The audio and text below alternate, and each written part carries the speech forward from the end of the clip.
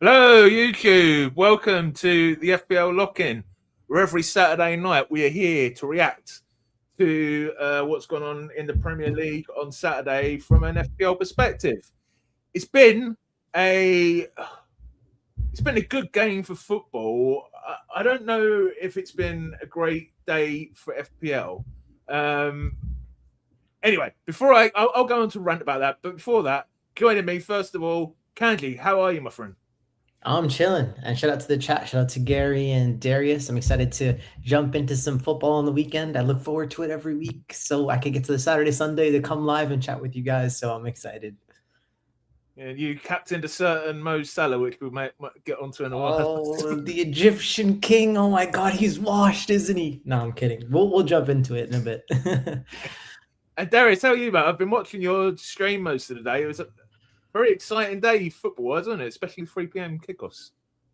It's really weird. I only had 3 players playing. I had Thiago, Canade, Virgil, and obviously they conceded twice, but obviously Virgil scored. But that is what I've missed. Last season, I swear, there were so many more goals and it was way more entertaining. And those games at 3 p.m. today, they were nothing but entertaining. But all those 3 games could have finished with the opposite scorelines. Like Liverpool literally could have lost to West Ham. They actually lost the XG battle to West Ham, which is unbelievable. And yet they've won 5-2.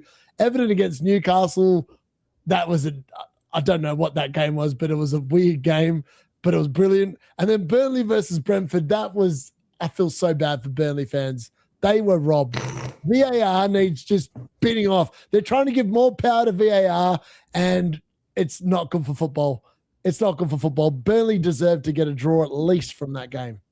I was sending a lot of voice notes to Steve-O this afternoon, from Elite FPO, who's a Burnley fan.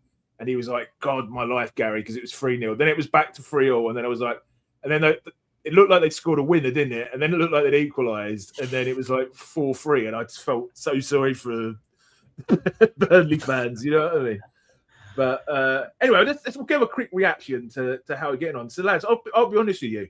As I said, I was listening to D-Unit's excellent watch along. I had my headphones in. I was putting my washing out. And he was like, Dango assist. Virgil scores. Szoboszlai assist.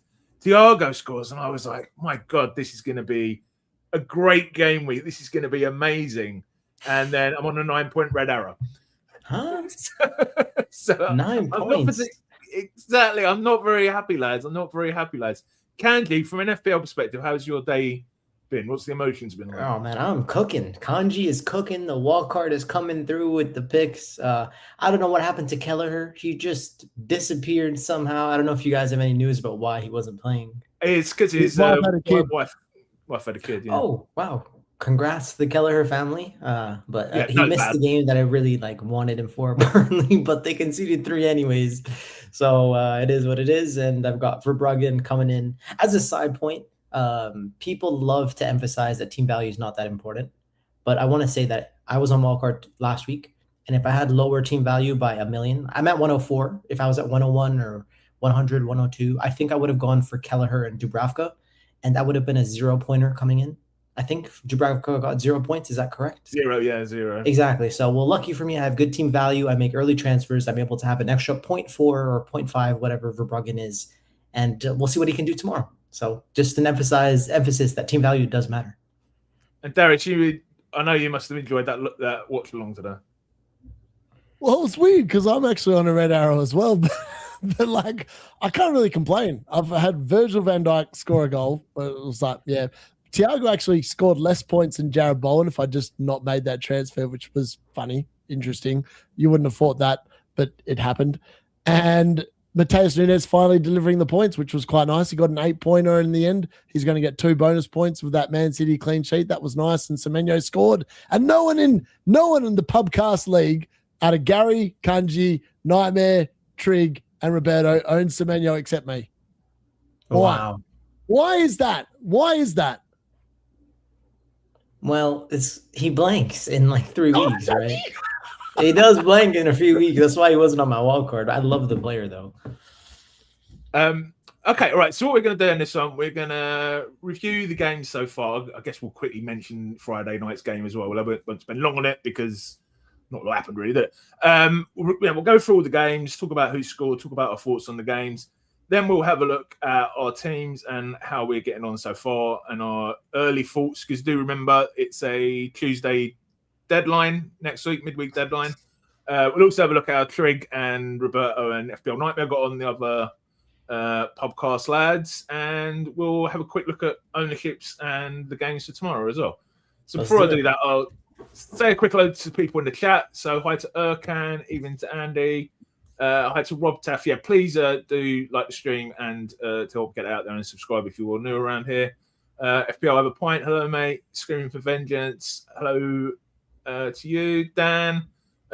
Chris Woodstock. A lot of people in early tonight. Claire, Bobby, Craig, Toby, hello, mate. Fergstar. I haven't seen Fergstar for a while. Who else is there? I've not quite out yet. FTF, Zytgor, hello, mate. Redor and PKXD. Okay, right, let's get into it. So we'll start with last night's games. I mean, it's not really much to talk about here, but it's only really Rodgers who I guess highly owned from these players, these teams. But Wolves 2, Aston Villa 0. The two different Gomez's with the goals are Gomez and Jay Gomez. Jay Gomez with the assist, Armstrong with an assist. And then bonus points. Jay Gomez. If you know what the J stands for, Joao, probably. Joao, right, 3 Mascara with 2, Jose Sarr with 1, and then defensive contributions for Totti, Andre, Mascara, and Gomez. Yeah, that's it. So. Yeah, I mean, is there much point in talking about this one, lads? Apart from Rodgers, I mean, Rodgers is he a sell? Because I'm actually thinking of bringing him in for game week 31. Wait a second, bringing him in 31, just for 31, just for that 1 week for a wild card. Okay, I think he's got West Ham, maybe. Mm. Yeah. What do you think, Kanji? Take us off on. Yeah, I mean, there's so much to touch on. So from an Aston Villa perspective, Rodgers and Watkins continue to blank. And maybe we're seeing Villa unwind a little bit. They were on this really hot streak of form, all due to them overperforming their XG. And of course, Rodgers with, I don't know what his XGI per 90 is. It must be at 0.25 or 0.3. He's not scoring, from all those 0.2s that he's been accumulating, because that's what most players usually do. So unfortunate for you owners, but he's a great, wonderful player and XG overperformer, but he's at a position where he's not getting the goals from his 0.2 or 0.3 XG. So it is what it is, in my opinion, but hopefully it stays that way. But for owners, I think, look, what are the fixtures coming up? Is it like Manchester United and Chelsea coming up, or Manchester United Spurs or something? It's quite, I think it's all right, isn't it? We'll have a look. Because they are valuable, because they do play in 31, right? Chelsea, Man United, West Ham's. It's not. It's not amazing. That's one of those things. It's a luxury sell because they play 31 and most people are wildcarding 32, like the sheeps that you are. It's okay. You are sheep, but it's fine. And so it's hard to argue you want to sell your Wolves or your Aston Villa players when your Arsenal players don't have a game and your City players don't have a game. So I think if you own him, you probably are stuck holding the bag, right? Yeah, Kate, I'm not sure. I think it must be your mind, mate. There's a little bit of a booming coming through. I don't know if your gains high or something. Darius, any thoughts on this one, mate? Would you? Did you watch this one? This game was jokes. This game was actually jokes. Wolves, Aston Villa, without Kamara and Tielemans in the midfield, are a very different team. Very, very different team to when they've got them in the 11. And that's what showed, to be honest. Wolves and fair dinkum really good value for the win. The second goal was FYI, imagine if you bought a Gomez from Wolves. I think there's 5 different Gomez's in the game. I think Wolves own 5 different Gomez's. Really? I'm pretty sure they do. I remember reading out their bench against Arsenal game. It was Andre Gomez.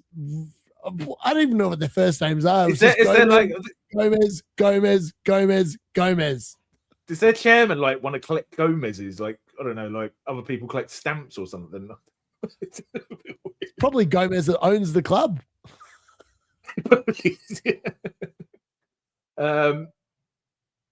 It's Okay. underrated how well Wolves have been playing. Like, I want to talk about Yeah. someone like this was like one of my like I had a best friend and she had like a brother, and so me and him really got close. And so like the last few years we've always been chatting FPL, even though like my best friend and I aren't as close. Like we moved to different cities, so we're not as close anymore. But I chat with her brother all the time, and he became like my new FPL buddy. And he's like not part of Twitter, completely just like not doesn't take into any content, but he works at Tesla. Like, he's one of the smartest people that I've met, like genuinely. So he went for a wild card 22. Like, you think I'm crazy? This guy is different level of crazy. I think at the time, let me just pull up his game week rank. So in game week 22, he was 450K. This week, he's 77K. And it's off of the back of some really incredible differential picks. He's gone for Jose Sa, who not only delivered this week, delivered in the double game week. And he really, like, at the time, we didn't even know if Wolves were going to double. And, like, he has cleaned up points. And if you went for a differential like him, you just cooked. Another one that he picked, he went for, like, triple Chelsea attack. So he had Palmer, Enzo, Joao Pedro. Like, he did so well. Then he's moved them all. And he's gone to a Salah structure. He doesn't have Haaland. So he has Ekitike, Salah. So he's really well poised. So I think it's just an example of you don't need to play the template way in order to be successful. Obviously, there are going to be so many people that use the template, but right now the template is not looking very strong. And we'll touch on that a little later. But Wolves have been a perfect example of a differential team, underrated. Maybe, but you know what? This is a trend. I want to emphasize this is a trend. There are teams at the bottom of the table. They're in the bottom 5. And in the last 10 games of the season, they end up picking up results because they're really trying harder for wins. And it feels like when they're playing the mid-table teams, they have more to fight for. But in this scenario, Aston Villa do have something to fight for. They're obviously fighting for top 4. But maybe, their legs are just tired from 2 times a week. I don't even know what to say. I don't know how Wolves won this game, but they did. It's still in a race to the top 5, Villa, isn't it? I mean, they've still got something to play for. They did look. I'm emphasizing this. I'm a Liverpool fan. I'm way down. I think I'm in 6th or something at the moment. So it's we really need Aston Villa to fall off. United have been playing very well this year. Chelsea have a very tough fixture run to end the season, but they've already picked up a lot of points. So I need one of Chelsea or Aston Villa to drop out because I think United are going to stay there. So it's nice to see Villa drop points on a personal note. Okay, let's move on to the early kickoff, which was Bournemouth Sunderland. Bournemouth goal for Evan Nilsson and assist for Tavernier. It's a little bit annoying because I was thinking about bringing him, but I to be fair, I wasn't going to in the end. Mianda with the goal for Sunderland, Diarra with the assist. Bonus points for Mianda, 3, Tavernier 2, Evan Nilsson 1. All that makes me feel bad about, even worse about not bringing in Tavernier. And then defensive contributions for Scott, Senesi, Claffeur, Adams. Hill missing out this time. Alderete 21. It seems to always be someone who gets up towards that 21, above 20 recently. Ballard, Gert, Rudier. Shaka lost his DEFCON. Wow. Enzo Lefebvre with 10. Wow, interesting. Yeah. Thoughts on this one, lads? I mean, I think people are maybe thinking about bringing in a Bournemouth if they don't already. I mean, certainly it's on my radar to maybe get Tavernier in next week. Do you think he starts, though? Well, he started this one. This was in the week, right? So he's just coming back from a hamstring. Do you think he starts on the weekend? Well, he wasn't out for that long, was he? He's out for a month. He got off the bench last week. He's played, I don't know how many minutes he played, but assuming he got good minutes here, I think he'll play, don't you? Not sure. What do you think, Darius? To be honest with you, I've watched this game and it looked like a Sunderland home game for most of the game. In fairness, actually, I lie. I only watched the second half. And the second half, I know that Sunderland were 1-0 up and Bournemouth scored in the second half, but the tail end of that game felt like it was more like a Sunderland home game than a Bournemouth home game. It was a weird game, really weird game. Even Nilsson came off the bench, scored, and then went off injured.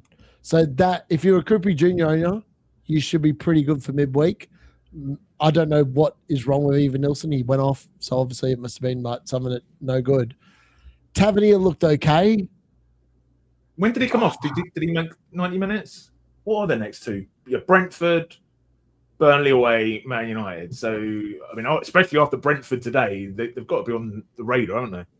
It's game week 30. That's the one you want them for, isn't it? Game week 30. Yeah. At Burnley, yeah. But then Man United at home in 31. That's not terrible, is it? Mate, we're going to smoke Bournemouth in 31, Gary. If you better believe it, Gary. I can tell you what's going to happen. We haven't got to the Newcastle game yet, but in game week 29, the pain's going to keep on coming because Man United are rolling into town. And if Everton can put 3 past you, wait till Man United roll up because we've got a lot better players than what Everton have got. Yeah. Well, I read someone writing your chat, and this team's going to play Barcelona in a few weeks. I mean, There's I know, Gary, you were high on Tavernier, and Tavernier is one of the best value picks in the game, without doubt. On pens, if he has the minutes, I'll definitely own him in game week 1 next year, assuming Iriola stays as the coach. I mean, obviously, depending on price, but I think he's an excellent player. As soon as I put the game on, like within 10 seconds, I'm seeing Tavernier nutmeg a guy that's like defending him. I'm like, oh my God, this guy is him. So I think, once again, he just ticks along. I don't know how many returns he has this year, but he's good value. And my bad for putting you off of him, Gary. I just not sure if I trusted the minutes, but he did return. Oh, yes. I guess I'm hoping he doesn't start in the midweek. Screaming Vengeance there saying Ryan looked good on the ball, but did not get much. Bobby saying looked creative, but nobody alert to finish. How about him? Because he's, I think Roberto's got him. A few people have been looking at him. Darius, you got any thoughts on him? To be honest, I did not really notice him I didn't watch the first half, so I'll hold my hands up and say I didn't watch the first half. I didn't notice him in the second half. I thought Tavernier saw a lot of the ball. Even Nilsson obviously was influential. He scored the goal. I don't really recall Ryan doing much in the second half. Like, I'm not going to lie. I watched that game, and I don't. That was probably the game I watched where I was like, he did the least that I've seen all season since he's joined. Really? Okay. Which would you go out of those two if you? Because I guess he's not that much different price from Tavernier, is he? It's not even close, bro. I mean, they're actually the same price, pretty much. It's like 5.6 for Tavernier. Ryan, and Tab, I think, is 5.3 or 5.4, maybe. 5.3 for you. Wow, man, Tavernier is ridiculously cheap. 100 points at 5.3, ridiculous. Unreal. That's a lot of people. So for you, it'd be Tavernier. Without doubt. He's on pens. Come on, fam. You know that's my style. For you, Darius? Yeah, also, I was just reading the chat, Gary, and the D unit called Wilson over Ryan. So maybe just play the clip. I don't have any clips of you playing. Play the. Come on, Gary, wake up! I keep forgetting about my soundboard. I keep forgetting my soundboard. The unit called it. What did I tell you? I told you. I called it. I called it a long time ago, but the D unit called it, and that's all you need to know. You can tell Darius is in a good mood today when he's remembering to tell me to clear out his chest.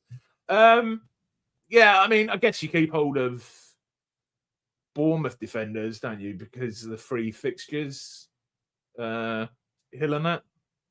Did we touch on the DEFCON disparity? I mean, it's been a tug of war. It's been a seesaw for these Senesi and James Hill owners. Unfortunately, James Hill, the cheap gem. People called him a gem. Unfortunately, he has let us down this week. And Senesi, the DEFCON beast, the DEFCON daddy, as Nightmare likes to say, he finally got his DEFCONs. So the people that have held him from game week 1 are happy. I mean, thinking about it, with Burnley scoring like they did today, maybe these fixtures aren't amazing defensively. I think they are attacking wise. You know, away to Burnley usually score.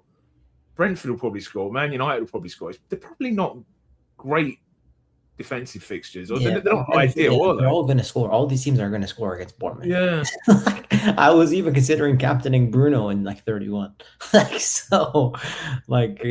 you're not going to get any cleans unless you get something against Burnley. But no. We'll see.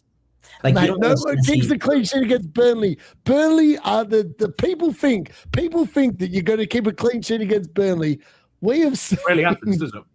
Every week they just score. I don't know. Actually, in fairness, Burnley should have scored 6 tonight, but they didn't. But That's not here or there. Like they just find a way when you expect them not to. Kanji's gone. He's left the stream because he just realised that Mo Salah's captain has failed miserably. In That one there was a violation.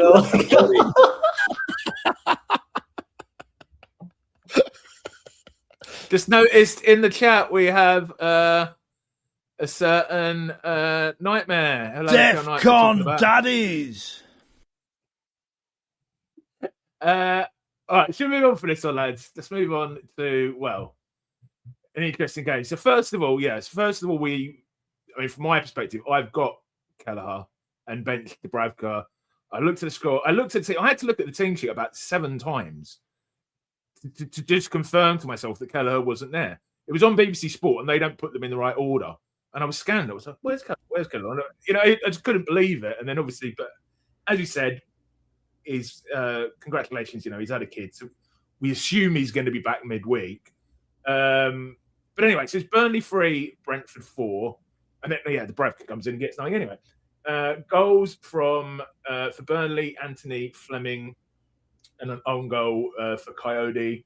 Assist for Hannibal Lecter 2, Anthony 1.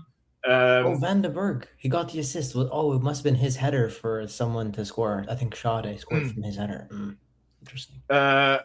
Brentford goals for Damsgaard 2, Sade 1, Thiago 1, Dango, Henry, Van den Berg, and Damsgaard with the assists. And then bonus points, Damsgaard, really good game for him. Coyote own goal. There's going to be somebody in the chat that owns him as a differential. Let us know in the chat view.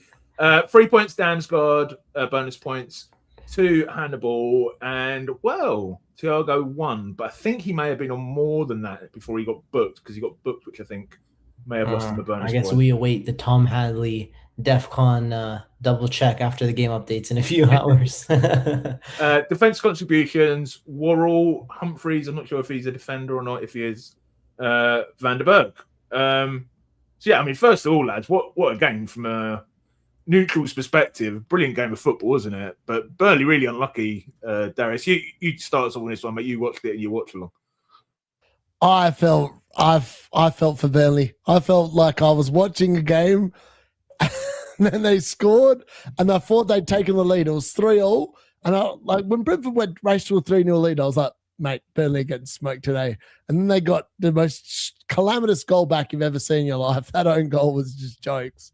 Then it was 3-1. Then I was like, Burnley scored 3-2. I was like, Burnley going to equalise now, and then they did. I was like, this is some game of football. This, and then Burnley scored, and I don't know how that was ruled out for offside. When they implement the new VAR rules, that's a goal. Like, there is no daylight there. No daylight at all. That would have been a goal. Next year, that would be a goal. But alas, it's been ruled out for Burnley, and I reckon that was wrong, but whatever. Then, obviously, Brentford score late on. They go 4-3 up. I was like, this is some game of football. And then Burnley, I still don't understand. Poor Barnes. What is Barnes meant to do? Is he meant to chop his arm off? Is he meant to hold it up in the air like an absolute fraud? Or is he put it behind his back, trying to I almost put my shoulder out of joint trying to do that. But what's he meant to do? What is he meant to do? I was like, the dude, purely natural position. I think VAR just needs to fuck off. It ruined the game. It ruined the watch long, because Burnley deserved an equaliser. They were pushing. They deserved to get a draw out of that game, and I felt like a Burnley fan. I felt absolutely robbed. So I know there was quite a few Dango owners in your chat earlier, which includes me, Sade, a few of those as well. Obviously, we all pretty much own Thiago. What's your opinions on them from a going forward perspective, Darius? Because obviously this was the plum fixtures. I know they've still got 2 good fixtures, but this is the one we were looking for. Yeah, this was the one. I think I was looking before, because the Dean obviously picked Kevin Sade. 1 week punt, baby. FPL differential finally coming in for the D-Unit. It's about bloody time. I was pretty confident on this one, to be fair, because obviously he's playing Burnley. And I learned something off Gary this season. If you're going to pick an FPL PubCast differential, pick a player that's playing Burnley, and they'll probably score. Matango did get an assist, didn't he? I mean, they've got Brentford, Bournemouth away, Wolves at home, Leeds away. So I mean, it's probably keep, isn't it? But I mean, the thing that's probably more worrying is their defence, isn't it? Because last week, what was it? 2 goals conceded against Brighton. Okay, 3 against Burnley this week. I mean, I know Nightmare's got a lot of us have got Kelleher. What do you reckon, Kanji? We just got to keep hold of them? Yeah, no worries. The XG conceded is pretty low. Like last week it was around 1. This week it's around 1. It's normal. They're just an average defense with good fixtures. You're going to have to take the rough with the smooth. Yeah. Anything else you want to pick out from this game, lads?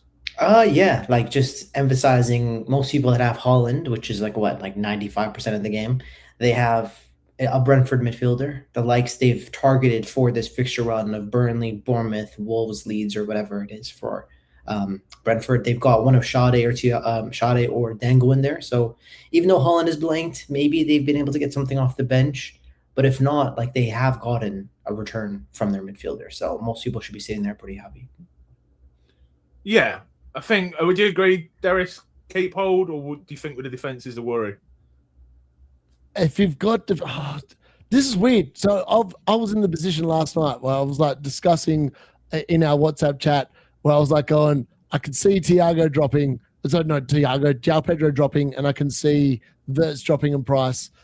And I've obviously got Mukiele. And Mukiele, I think I need to move him out because I will need a player that plays in 31. And I'm sitting there, I'm like, look at it. Who am I going to buy that's actually good? that I have faith in that will do anything. And like at the end, I was like, I might as well just let it go. I actually don't know what move I could have made for Mukiele that would equal a good defender. Like I looked at Brentford's fixtures. I was like, hey, they're not too bad. I looked at Matty Cash. I was like, Aston Villa's fixtures looked not too bad. They just lost 2-0 to Wolves. And then I'm like going, well, I feel like clean sheets at the moment have just become more and more scarce, more and more random. It's really hard to call them. And you just got to hope. Like today, Mateus Nunes was like, oh, can he keep a clean sheet? And then I don't know how DCL Unit didn't score today. He should have scored, but he did. And like, I feel like that was more luck than skill or anything like that. And it was just luck of the draw. But I don't know. I don't think I've got any interest of what I've seen tonight in investing in Brentford outside of Thiago at all. I thought they were really poor tonight. Like the fact they were 3-0 up and then just threw it away.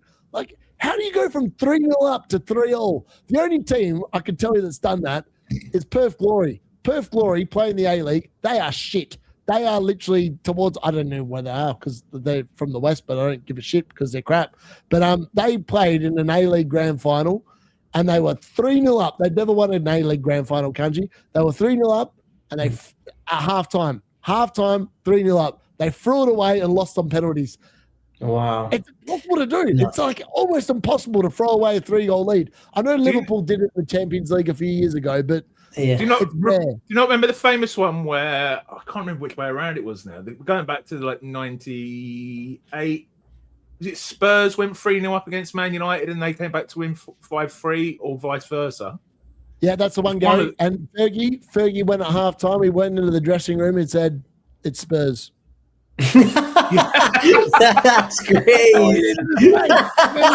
That's great. Because it's Spurs. Just want to highlight a couple of comments here. FPL Onion saying, kind of got Keller in for a -4 this week. Unlucky, mate. And also, this is leading into next end. Greg is saying, I thought it was funny how Gary titled the video Captaincy this morning before a game had started. But I'll tell you why, Greg, it was sometimes I do change the names of the streams before it starts to make it a little bit more up to date. But to be fair, Kanji captain Salah and I captain Haaland, who's not turned up. So I think that the title does work in some ways. So Liverpool 5, West Ham 2, another game with lots of goals. Liverpool goals for Virgil, Gakpo, McAllister, and Ekatike, who I think is really hurting anyone's rank who doesn't own him this week. Assists for Desai, an own goal. Assists for Ekatike 2, Frimpong, Dirty Dominic Szoboszlai, and Gravenberch, and then goals for West Ham for Souček and Tati, assists for Diorf and Bowen. And then we've got bonus points, Ekatike 3, McAllister 2, Tati 1, defensive contributions for Bowen. What again? Jesus, this guy just ticks along. It's so annoying. Yeah, Somerville's a midfielder, isn't he? So it wouldn't be for him. Diorf and Mavropanis if he is a defender. Yeah, lads. I mean, this one. Look, so first of all, I'm going to have a little word with someone here. Someone you'll remember going back to Christmas, and even before you were on the channel, Kanji, someone would bastardize anyone on the stream who had Liverpool defence. Trig got a lot of stick every single week. Why have you got that Virgil in? Why have you got that Virgil in? Why have you got that Virgil in? Do you know who brought in to Liverpool?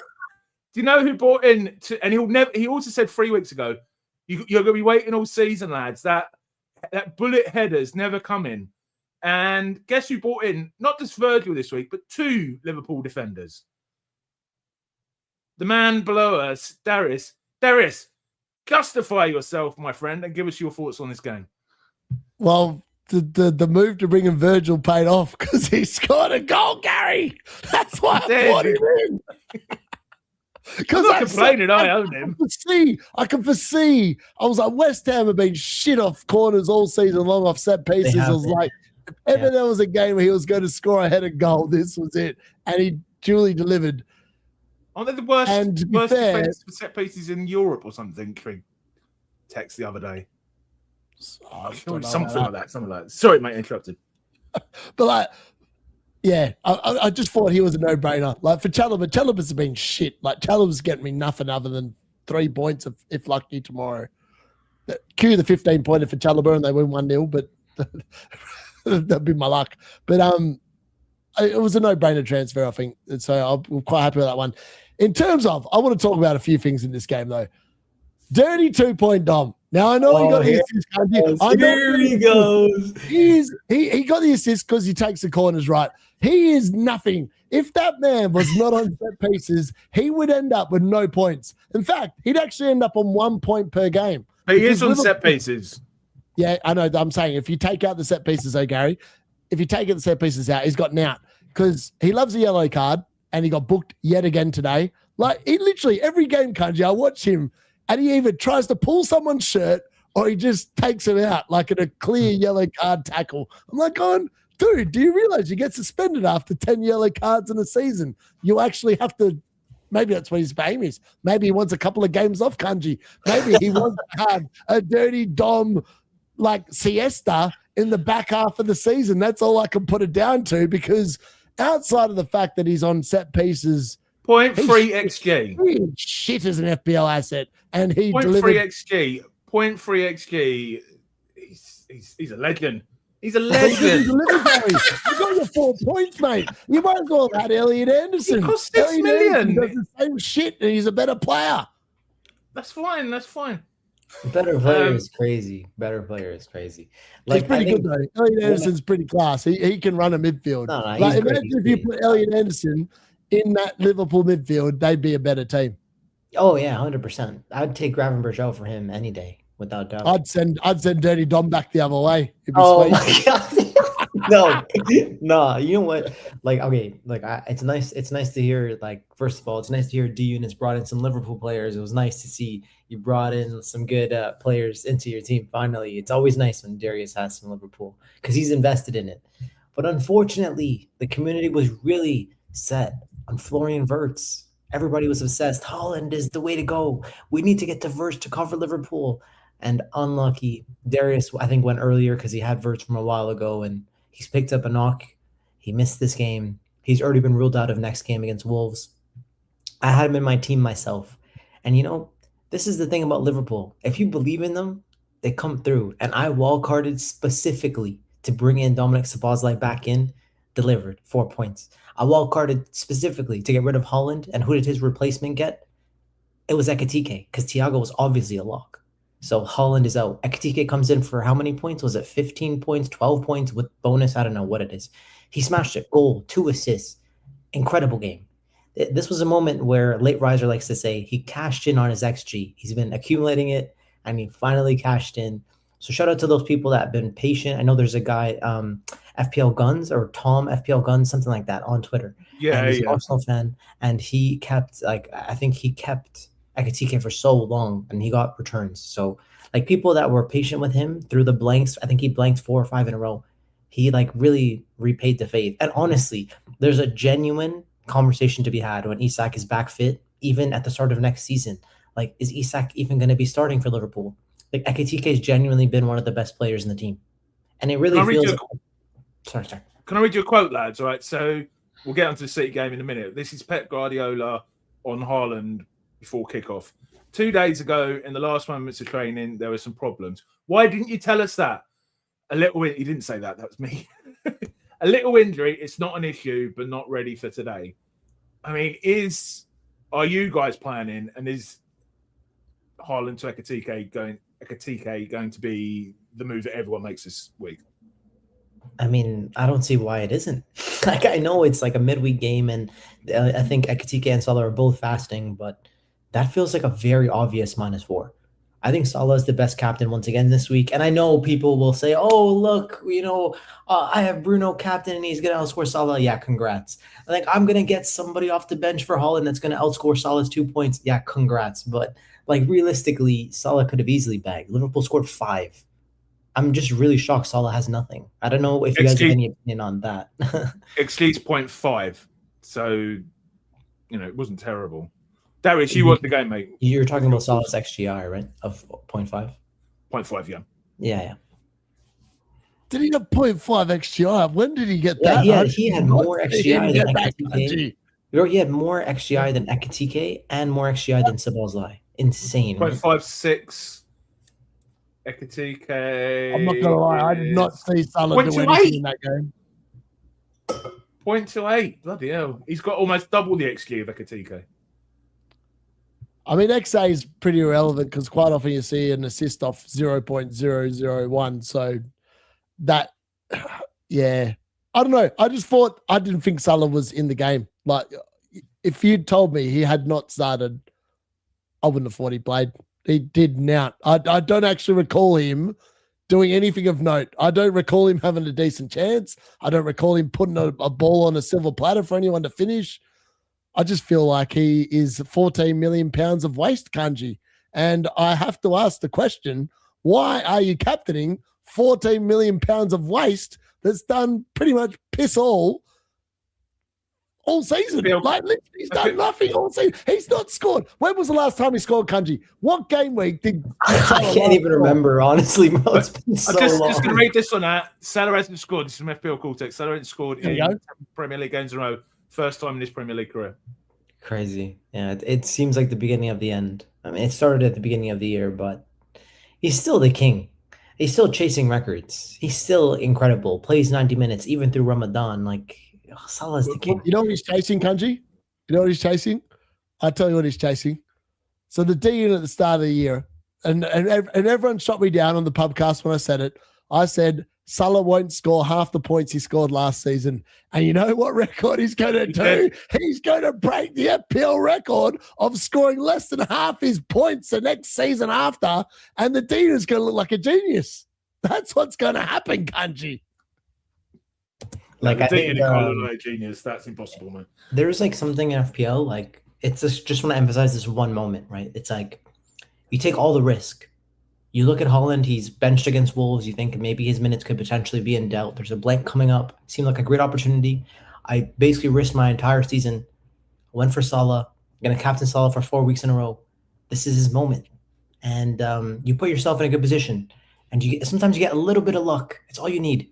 Haaland's out for a game. He also has a blank. I'm in the perfect position to smash both of you. And unlucky for me, I got a 2-point captain. But it is what it is. the most important thing is I put myself in a good position. I will get lucky long term if I keep putting myself in these positions. So you guys can make fun of me all you want, but I'm very happy with the process. You just got to keep making terrible decisions and then not coming off. Yeah, okay. It's not a terrible decision, but inshallah, I will work out long term. I still trust the king. Salah is him. He'll be my captain next week without doubt. So yeah. The interesting thing though, because Kanji is a Liverpool fan. Yeah. You're a Liverpool fan. If anyone was going to know that he was going to be shit, it should be you, because you follow the team. For example, right, if Bruno dropped off a cliff, I'd just sell him. I would just get him out of the team, whatever. I can tell you what's happened with Salah, right? So you sit there and that's the cliff, the edge of the cliff right there. Salah's come off and he's, instead of continuing on going on a slight downhill, he's just gone straight down. He's literally just, he's kaputted. He's completely gone. He's checked out. He's in Saudi Arabia. His body's in the Premier League. His mind and his money is in Saudi Arabia going, what house am I buying next season, boys? Just for context, almost everyone that I asked for captaincy advice said to pick Thiago versus Burnley. Everyone. This was Charlie, FPL Meerkat, Kratos, my closest friends in my circle that I actually trust. Everyone said Thiago, but I didn't listen to them. And I was punished. It is what it is. I'm a sucker for Liverpool. Yeah, I mean, we're not panicking on Liverpool assets, though, are we? I mean, Salah maybe, but Szoboszlai, the defence, you're sticking with them, aren't we? I mean, yeah, Virgil's got another goal. Even Kanate, you said might get defensive contributions, might get rounded up later on, Darius. Well, one can only hope. He's on 9. You never know. We're going to be hot. We're going to be hot queued to Tom Hadley's. Is his name right? His Twitter account. We're going to be waiting for the Liverpool update for the good news that Canado's been boosted to 10 DC. That's all we're hoping for, Gary. What does FPL become when we're when we're hoping on X accounts to sit there and go, good news, on the update, Canado's been boosted to 10 DC. He gets 2 points to win a winner. Yeah, Liverpool, Wolves away, Tottenham at home, Brighton home. Yeah, I mean, I'm actually going to do a quick poll because I'm just reading out the next 3 game weeks as if everyone is wildcarding in game week 32. I'm just going to ask a simple question. Are you wildcarding in 32? In a poll. Are you wildcarding in... What do you reckon it'll be, lads? We'll come back on this. I mean, if Haaland is in for next week, I doubt anyone wildcards. But even if he is, I hope he only gets 70 minutes. So let's see that poll. All right, let's move on to the next game, which is Newcastle 2, Everton 3. I've got double. Usually I don't have Newcastle players in my FPL team, but I've started bloody all this week. Anyway, right. Newcastle 2, Everton 3. Goals for Newcastle, Ramsey and Murphy, Jack Murphy. Siska, Linton and Tonali. Everton goals, Brentford, Barry and Beto. Assists, Dewsbury Hall, McNeil and Garner. Bonus points, Beto 3, Barry 2, Tonali 1. Defensive contributions, Tarkowski, of course. Enjoy, who's done pretty well. He's finally done it. Enjoy, finally, he's done it, eh? God. Someone said he had an assist. He gets the DEFCON, huh? Yeah, someone said he had an assist, but obviously he didn't. Garner, Gooseberry Hall, Mikolenko, Braithwaite. Garner, is he a defender? Yeah, 1, 2, 3, 4, 5, 6, 7. Bloody hell. Wow. And Newcastle, no one. And Hall on 8 defensive contributions. Can we rewind that? Can we please somehow get him? What did you think of? What did you think? Any thoughts on this one, Kanji? I mean, yeah. In the meantime, let me ask you a question. If you could just check your phone, see how many points Lewis Hall has in the last 3 weeks. I think he's played 90 minutes every game. I'm just curious to see how many points he has. In the meantime, India, of course, he hits DEFCON. Almost like half the Everton team hit DEFCON. Dewsbury Hall. Don't ask me how, but FPL Harry just might be one of the luckiest content creators in the game. I can't get an assist from Salah who gets 90 minutes, and this guy just gets an assist from bloody Dewsbury Hall off the bench. Ridiculous. Everton scoring 3 goals is just so uncharacteristic. Like, I just can't believe like this is what Everton have become. And it's a good thing. It's actually a good thing. It's just compared to where they were in previous years. Brandwaite, he was he was genuinely somebody I considered in game week 1. He's actually a really good player, but just hampered by hamstring injuries. And Beto was picking up a goal. McNeil, it's like a throwback day for what Everton used to provide in FPL with McNeil and Brandwaite. I'm surprised they won. I don't know what's happening in Newcastle. Hall in the last 5, 0 against Brentford, 1 against Spurs, 7 against Man City when he's second on my and then 1 today. So yeah, not that great, not that great. Last time he hauled before the Man City game was Wolves, where he got 9 points. Wow. That's horrible.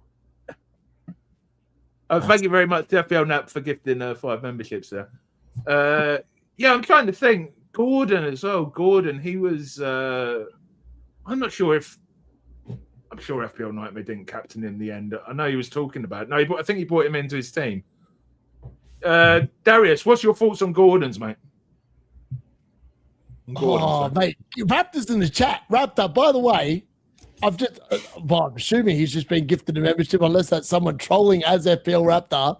Hello, Raptor. FYI. Who's in the chat? Hit me up. Raptor? I want to do a Man United watch along with the Raptor because I know you're a Man United fan, and please get back to me. Anyways, having said all that, I don't know if it is him or not. If it is, fantastic. Oh, it is him. He's got a tick next to him. Hello, Ross. Well, there we go. Come on, Ross. Turn it up, mate. But look, the Newcastle Everton game, some horrendous goalkeeping from Pope. Some horrendous goalkeeping from Pope. It's not the first time it's happened. It's not the first time it's happened. There's been gifted memberships before. Harry was a member for a while. FPL Harry. He's lurking somewhere in the chat. Anyway, Egg versus the bicep. I like that. Trade bicep today as well, Kanji. The chat's throwing me off. Screw the chat. Bro, egg versus the bicep. It's too funny. I reckon the egg wins. Hello, Fresh Egg. It'll win. 100%. Anthony Gordon. He's a very good pick in UCL fantasy, folks. If you want to pick your UCL fantasy team against Barcelona, lock in Anthony Gordon. He will score points. If you're expecting him to score points at home against Everton, you've got no chance. You might as well just delete your team. No chances of getting any returns. It's just unfortunate that's the way Anthony Gordon goes. It's like it was a narrative thing. Like, I think he came from Everton to Newcastle, right? He did. Yeah, 50 million. Nice revenge game, but he did nothing. Crazy. Everyone was saying what a waste it was of money. Why are you spending 50 million on this player who's unproven? And then he's proved himself, but now he's proving the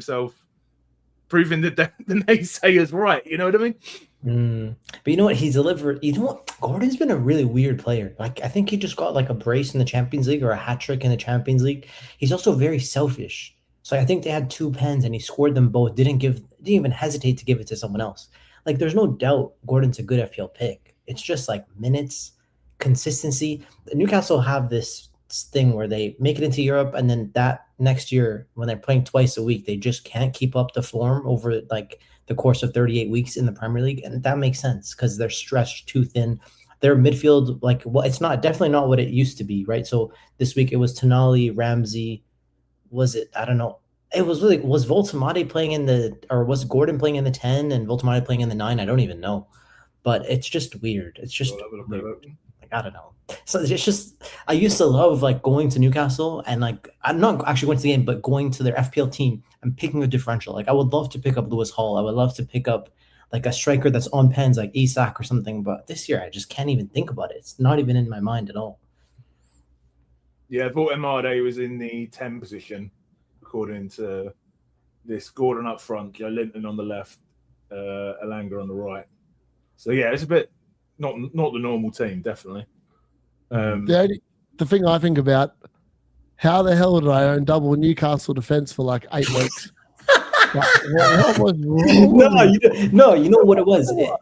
I played Nightmare. Nightmare is the issue. He's the one that convinced me that Big Dan Burn was a good pick, that Nick Pope was going to keep some clean sheets. He sold me down the Kanji path. Kanji sold me down the Liverpool path, and Liverpool are going to be good. They're going to keep clean sheets. What happens? D-Unit buys double Liverpool defense. Guess what? They concede twice at home to West Ham. I mean, turn it up. The D-Unit can't buy a clean sheet double up. It's unfortunate. Like, I think FF's Trout, like, one of the things he always says that Nightmare always reminds me of, the best way to take on risk is to double up on the defense, but you really have exposed yourself. Like, you've gone for a double Chelsea in the last few. They've done nothing. Liverpool, I'm sure Liverpool will keep at least one clean, but like, they haven't, and there's a chance they don't, and you're just really screwed. Versus, like, if you go into the attack, you're always going to get points. Like, Chelsea attackers cooked. Liverpool attackers already cooked. Like, I thought Liverpool would score 10 goals in these 4 games. Like, West Ham, Wolves, West Ham, Wolves, Brighton, Spurs. I thought they get 10 goals. They have 5 in 1. Like, oh my, I just can't believe Salah blanked. Fuck. Sorry. Anyways. We want to hear the Salah cry. We want to one more time. I feel like this is a precursor to what we're going to see from Nightmare on Sunday night when he reflects on the fact he's back with Salah and he's back in the shed with the spiders. The shed with the spiders. Come on, we love it, bro. We love it. Any other thoughts? I also feel very bad about it at the same time. Is it possible any other and hate at the same time? Darius and Kanji, any other things you want to talk about in this match before we move on to League C? Yes. Where do you think Newcastle finished the season, Gary, in the league? Honestly. Mid-table. Give accurate numbers. Don't just say mid-table. Mid-table could be like from 6th to 15th. Let me have a look where we are now. Let me have a look now where we are at the table after this game. Well, I'm not confident about us getting in the Champions League, put it that way. Table, we are mid-table, 9th, 10th, something like that. I don't see us getting into Europe, to be honest. I reckon if you beat Barcelona, you finish bottom half of the table. If you lose to Barcelona, you'll probably finish in the top half of the table. Wow. That's a really But what does it really matter if we're not in Europe? I mean, I guess there's a couple of million per place, isn't there? But it's not. Anyway, all right, let's move on to City Mac. So obviously the big news before the game is Haaland out. You read the quote earlier. Doesn't sound like it's serious, but obviously we'll have to wait for more information than that. Lads, what do you think? We'll get into this now because a lot of people are going to be complaining about people getting lucky because obviously he's not in the squad. So a lot of people are going to get vice captains. Trig's panicking about how many people have got Ekatike vice captain. A lot of people are going to get Bruno, including myself. How do you lads feel about that? I mean, I don't really get why people are complaining about it. That's the reason for a vice captain. We didn't know Haaland wasn't going to start. For me, there should be 10 captains vice captains we can have. Kanji, what's your thoughts on it, mate? Because I don't think it's luck. It's unlucky he's not played. Yeah. Look, Haaland's X minutes are always like, you'd always put them at 90, but the thing is, he's always susceptible to an injury. That's just the way he's built. Like, his physicality is like an anomaly, the way he's built. Like, he is an anomaly as a human. And I don't know if his body can like keep up with his weight over large periods of time. Like, even Haaland, Pep has mentioned this in press conferences, like, they have to manage Haaland, and it makes sense. He's just a beast. But do you know what reminds me of a bit? In a very strange way, Usain Bolt, like that big, bulky, but yeah, you know what I mean? They're very athletic. He's kind of like, yeah, I get what you mean. You know, Bolt's a bit of a freak as well, you know what I mean, from that perspective. Yeah, it's like he's like freakish. There's like another guy in the NBA, his name is Victor Wembanyama. He's just like a freak. Like, this is just abnormal. But I think like Haaland does a really good job of taking care of himself, like physically, and I've seen all of his stuff in terms of how he takes care of himself after the games, and the massages and all stuff. He even has a YouTube channel now, so you can track him as much as he lets you. But I don't know what to say. Like, I just think the number one guy we have to talk about is Antoine Semenyo. Like, he has either been a hero for you or a villain for you. I'm sure there's someone that started with him in game week 1. Do you remember the conversation in game week 1, Gary and Darius? It was about Morgan Rogers. And they had really good fixtures to start the season. Some people went for Watkins, some people went for Rogers, some people went for Villa defense. And I was one of those people in preseason that I was posting, I think Semenyo's a better pick than Morgan Rogers. The XGI was favoring Semenyo. And like, that was a really big swing because Rogers started off very cold. And Semenyo's just gone on to be like a top 10 player in the league this year. 60% owned at my rank. And as soon as he scored, my green arrow went to red. Absolutely. My team name now is Gary FPL PubCast on FPL for recognised reasons. But I always used to name my team after the player who hurt me most the previous season. And I'm sure next season it would be Semenyo. I hate Semenyo. I always used to name it I hate Callum Wilson one season. I hate Son. I'm sure it would be Semenyo if I was still doing that. Do you guys think Semenyo is a top 10 player this year? Or like going forward? Yeah. Like in the whole league? Yeah. Darius? Wow. What are you doing? That's why I bought him. I sold Declan Rice for Semenyo because I was like, I looked at the fixtures and I thought from now through to game week 31, and we don't know 100% that Man City are going to blank yet. Like, they could still, in theory, realistically, I don't expect Man City to play in 31. I think they will blank for what it's worth. But I looked at the 4 fixtures. I thought, I think Semenyo is probably in the top 5 midfielders for the next 4 game weeks, which is why I bought him in. He's got 4 points. Now he's got 8. So he's got 12 points over the last 2 weeks. He's got 2 more games to go. He's got Nottingham Forest at home. You'd imagine that's probably a pretty good fixture. And I can't remember who Man City got in 30. They've got West Ham. So you'd imagine he looks pretty good. Like, I feel like that was an intelligent move. And a lot of people are scared off because like, oh, it's going to cost a transfer to bring him in. It's going to cost a transfer to get him out. Well, do you want points or do you want blanks? Do you want to get you 2 points as captain or do you want Semenyo as your vice captain to get you 8? I don't know.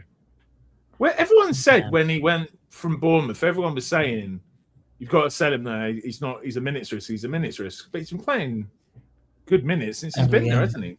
It's funny. Like, he just fell into this perfect position where he wasn't included in the Champions League squad and they couldn't add him in. So like, he had no minutes in the Prem, and then they also got the qualification in the top 8. So his minutes just continued to stay very strong. Whether that trend continues, I don't think so.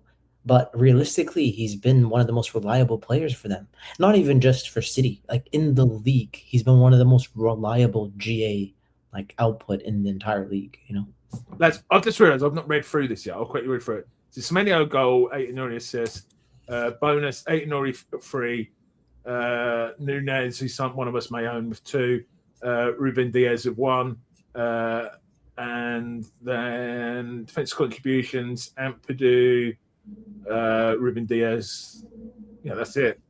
So yeah, not many points going, man. I mean, I guess to look at it another way, maybe we were lucky because I think Semenyo could have got another goal or 2 as non-Man City owners. Do you know what I mean, Kanji?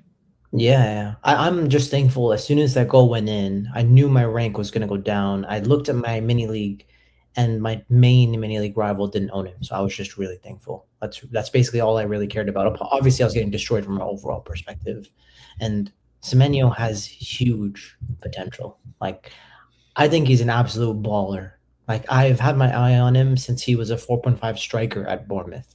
He's very 2-footed, similar to the likes of Heung-min Son. Like, if he was at Bournemouth, I would have had Semenyo the entire season. Like, I would never have sold him. But I fell into the trap of not trusting Pep, and I've sold him. It's crazy what could have happened. And the same goes for the likes of Van Dijk. I could have had Van Dijk the entire season, but I didn't. I sold, and I've been punished. And I think it's the same with Semenyo. These are 2 players that I really, really liked. and I could have had them from game week 1. Anyway, I think they're great. Both Van Dijk and Semenyo are great picks. I think we should mention Aït-Nouri. Like, he's been involved recently playing at left back for City. He's been starting every game. O'Reilly picked up a knock. He was subbed off around the 70th minute. At least he had the clean sheet intact. I was just looking for an update on him, but I can't find one anywhere. So, yeah. I guess you we'll have to never wait know what's for going to the press happen, conference. and it's a midweek game, so it's the perfect recipe for him to be on the bench, right? But he's been in form. He should have scored again today, by the way.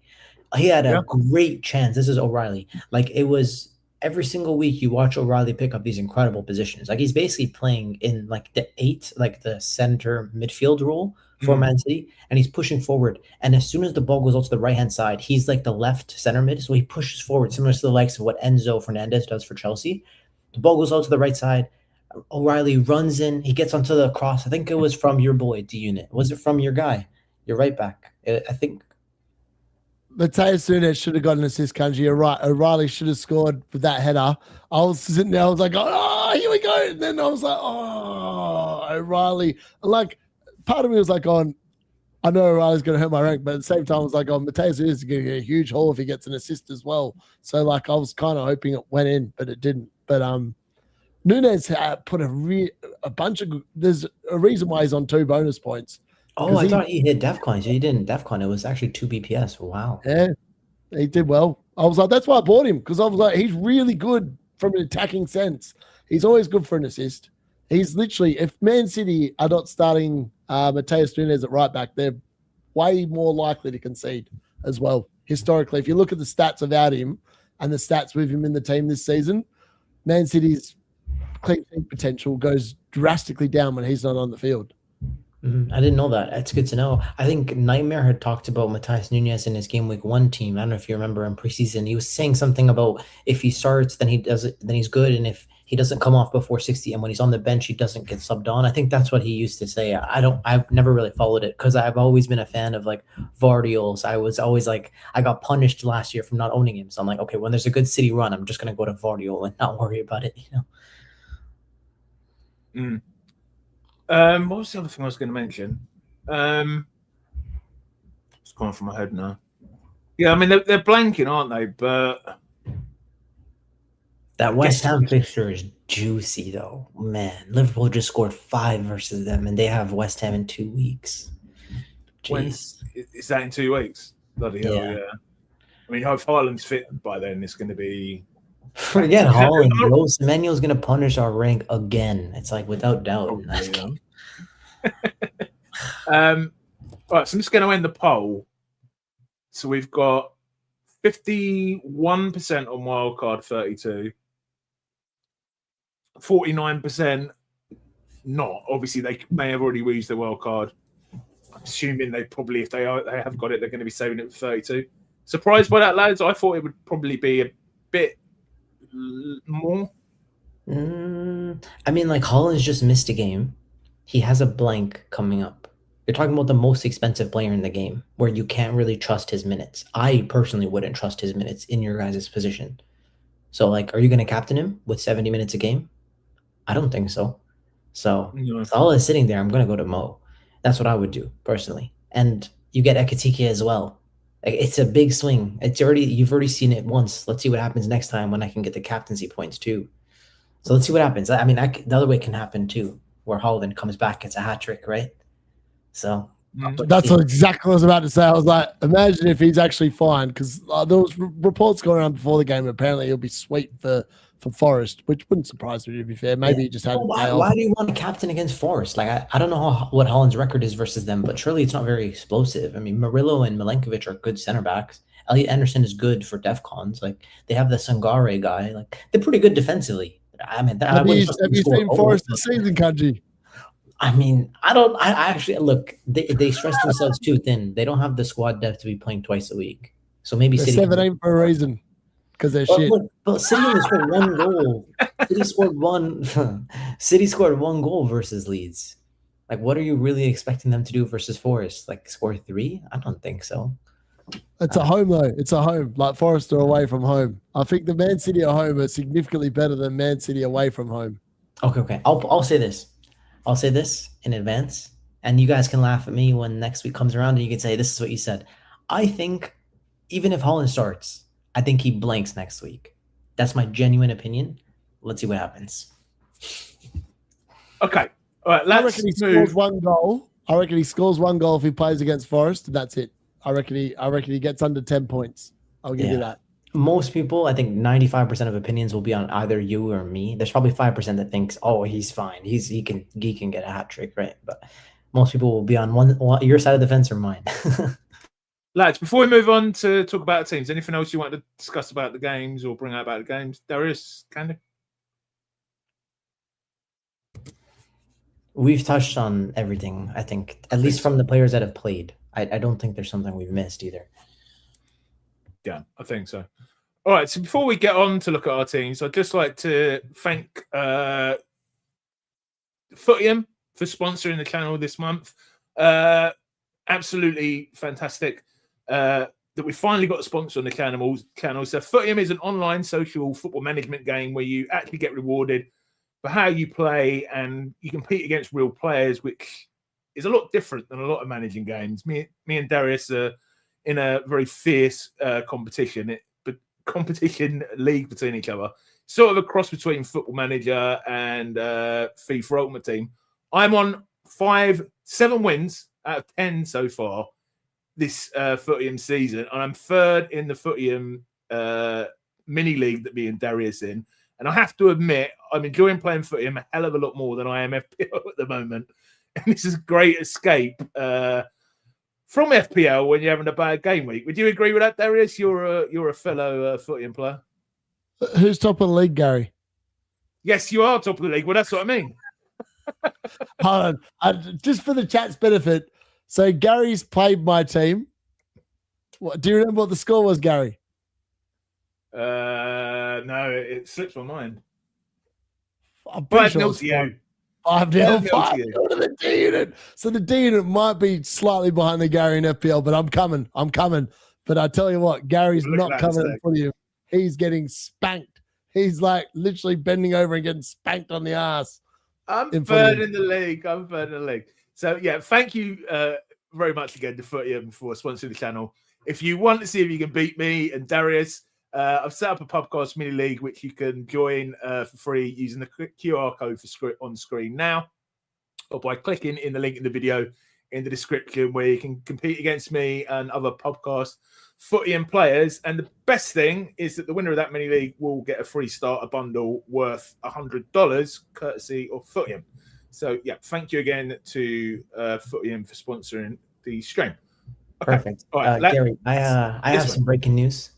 Are you ready? Pep Guardiola in his press conference says he doesn't know when Haaland will return to Man City action. Interesting. Wow. With both of you guys having a wild card in hand, and with Haaland with the blank in 2 weeks' time, are you sure you don't want to pull the trigger right now? Like, Salah is sitting right there. Like, you know that Homer Simpson meme where the guy's like sitting in bed all happy? That's how I feel right now with Salah captain. But I'm going to get Ekitike. I'm going to get Ekitike for him. Right. Ekitike, I want him much more than Salah. Like, am I going to... No, I'm not interested at all. You, Darius? It's a weird one for me because like I look at my team, right, and like my team I've got Haaland, Thiago, and João Pedro. The problem I've got is I've already got 3 Liverpool, so like I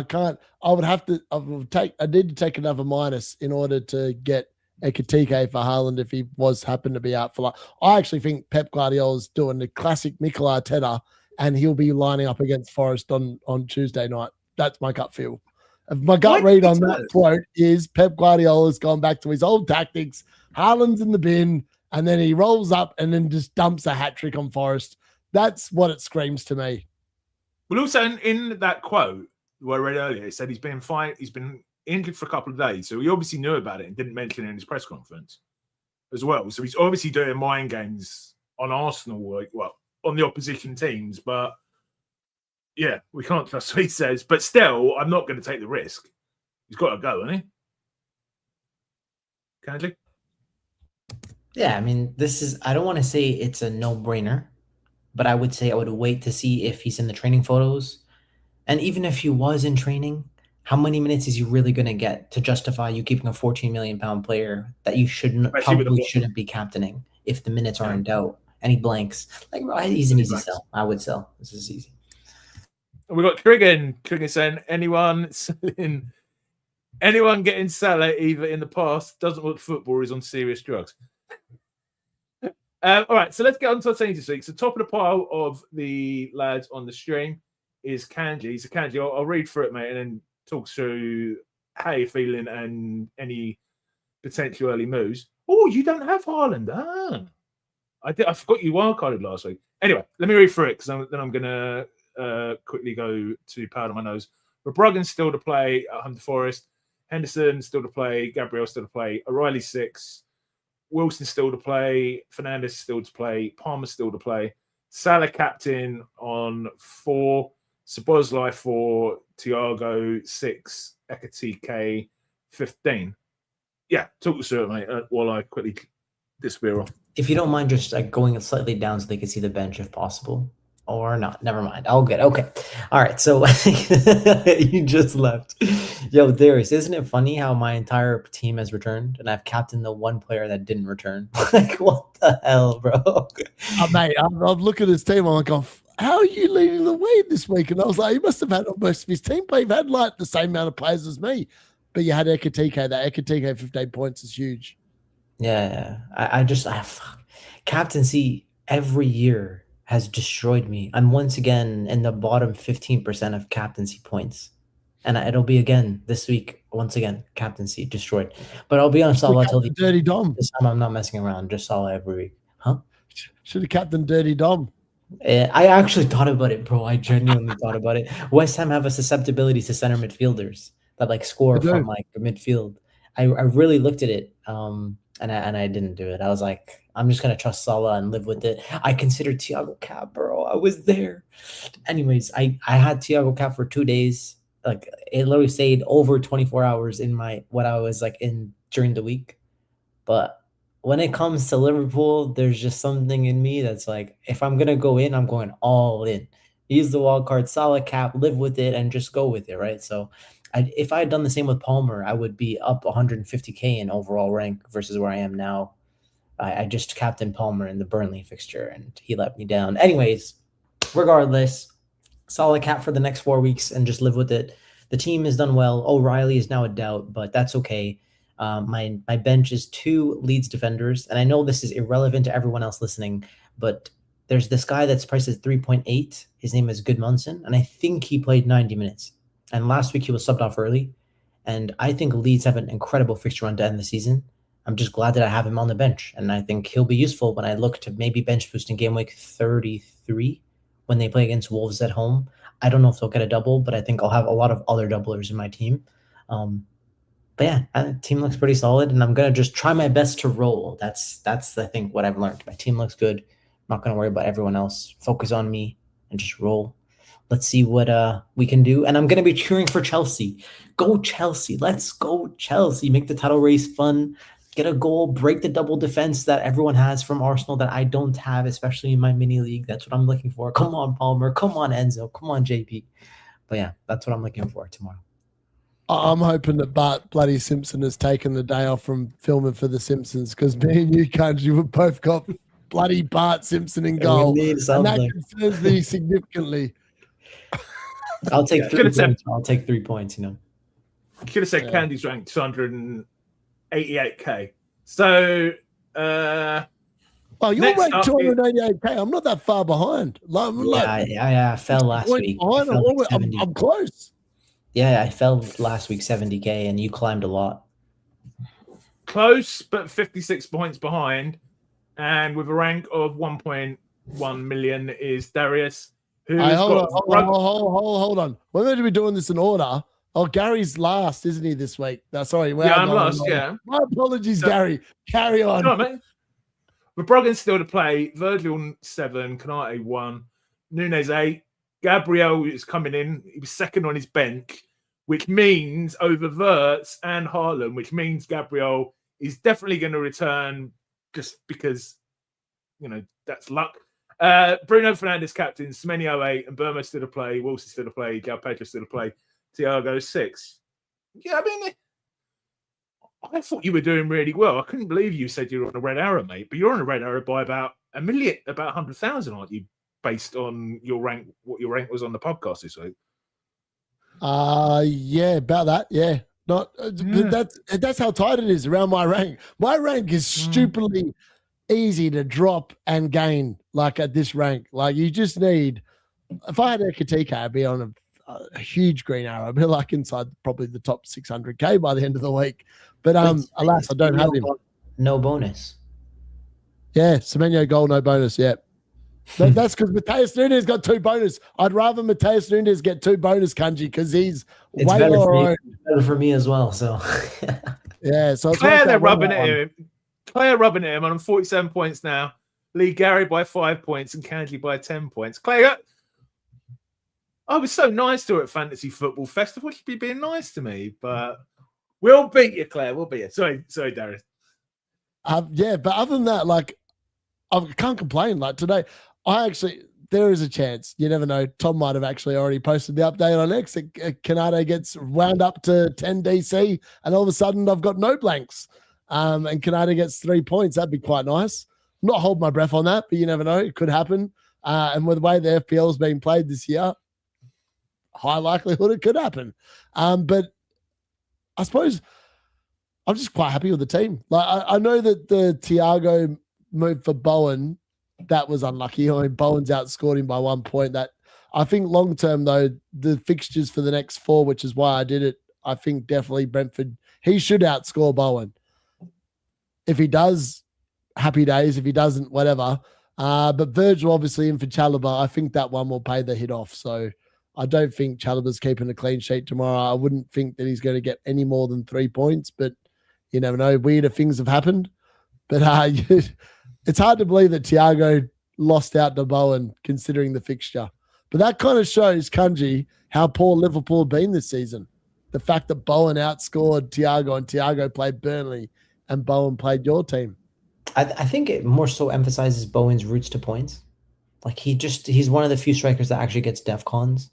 And then he's so talismanic, so when he gets a GA, he's so many a bonus too. And like, yeah, West Ham are just so poor. He gets so many DEFCONs, right? Because he's out of position. That's nuts. And Darius, we're doing the podcast on Monday, but I'm guessing your early thoughts would be Ekitike in for Haaland, based on what we know now. No, I reckon Haaland's going to play. So I've got no. For me, if I was going to bring in Ekitike, the moves would be. The problem is I don't know which midfielder I want that is going to play in 31. So I would need to sell Wirtz to a lower midfielder. So probably under 6 mil, I think, give or take, because João Pedro is about 2 million less than Ekitike with my selling price. So I'd need to free up 2 mil. So Wirtz would have to go to a 6.2 million midfielder. But like, I don't know who I want. Like at that price, actually, you know what? It's so stupid. I was looking at all the different options, right? And I was like, maybe I'll buy a Casemiro. Go triple Man United. I was just go to menu at that point. Yeah, but like I'm sitting there, I'm like going, it doesn't sound that stupid. But when you look at the overall points this season for midfielders, Casemiro's in the top 10. Or he's on the top page anyway. He's actually, for what no one's going to go there. But I feel like Man United, with the way that we play, he's always a threat on set pieces. And Bruno Fernandes has a habit of finding Casemiro's head. And why do you have to go like so low? Like, why can't you go to Szoboszlai from him? I want Dirty Tom, mate. Turn it up. He's playing in the 10. He's on the set piece. Great pick. He plays in the 10. He's almost a lock for 2 points.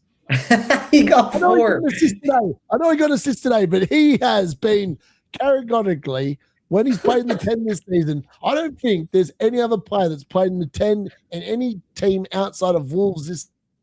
Right, I'm muting him.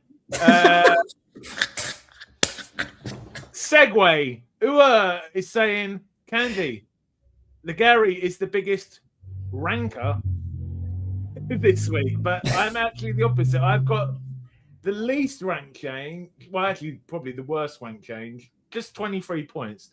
So I'll read from a team. Dubravka 0, Gabriel still to play, Virgil 7, Hall 1, Timber, Anderson still to play, Dango 5, Fernandez still to play, who will now be my captain, Szoboszlai 4, Rice still to play, Thiago 6, and Anderson has come in for Haaland. Dubravka's obviously coming for Kelleher, and Bruno Fernandes will now be my captain. Yeah, I feel so disappointed, lads. I said to you before the stream. Oh, wow. I feel quite despondent because it's almost worse when, you know, it's bad when you have a bad game week, but it's almost feels worse. Thiago scores, Virgil scores, Szoboszlai gets the assist, Dango gets the assist, and you're thinking this is going to be a really good game week, and then you come out of it. So my rank is now down to 250k, which I think is down from, it was about 190k at the end of last game week. Do you know what I mean? It's almost even worse because you're there thinking it's going to be a good game week. Finally, do you know what I mean? I've not had a green arrow for, it feels like ages. I'm sure it's not been that long, and then it's there. So what do you reckon, Kanji? What do you reckon, Kanji? Well, I don't know how many times I've had a bad week in FPL, but my captain just bails me out. And it looks like the entire community, except for me, is on Bruno this week. So you're going to cook. Like, you not only do you have the Bruno captainers, you have the Haaland captainers. Everyone has Bruno. Oh, my God. Frick, he must be over 100% ill. This is the interesting thing. It's not updated yet because we don't know how many people. So this is FPL Live rank. This was the captaincy of Bruno before the Haaland was ruled out. So he was on 101% in the top 10k and 88% at my rank. But it's not updated, so we don't know how many vices are going to be on Bruno. So, it's probably going to be a lot. Yeah, Live FPL came out with a tweet. Bruno Fernandes is increased his captaincy percentage by 33%. All right, so it's not the end of the world then if he does well. It's a slight difference. Like in this position, it's like I think his EO around me was at 75, so I would be like looking to gain, but now he's going to be 110%, 120. Yeah. So I'm now hoping he blanks. It's a slight difference for me, but for you, it's like you're still no. I expected it to be more though. I expected it to be like 150, 160. I don't think people care so much about their vice captain. You know, you think tons about your captain. Or at least maybe this is just me. And then with the vice captain, it's sort of like, well, I'll put it there. You know what I mean? I do think about it, but it's not such a big thought in my head. You know, I've had it on Thiago this week. I've had it on Dango. I think, you know, I just played around, just ended up on Fernandez. Is that just me, Darius? I think that Gary's starting to sweat because the D-Unit's creeping up. It's not the question I asked you, vice captain. I know. I just had to put it in there. It was a moment where I was like, can I get a segue in here? Like where the D-Unit's creeping up on the Gary. This was the moment, and that's where I went with how many points behind are you? 67 points behind me or something like that. Close it in? It's even more than that. It's only 70 points. Yeah, like look, Darius, you need your triple captain to get like 20 points.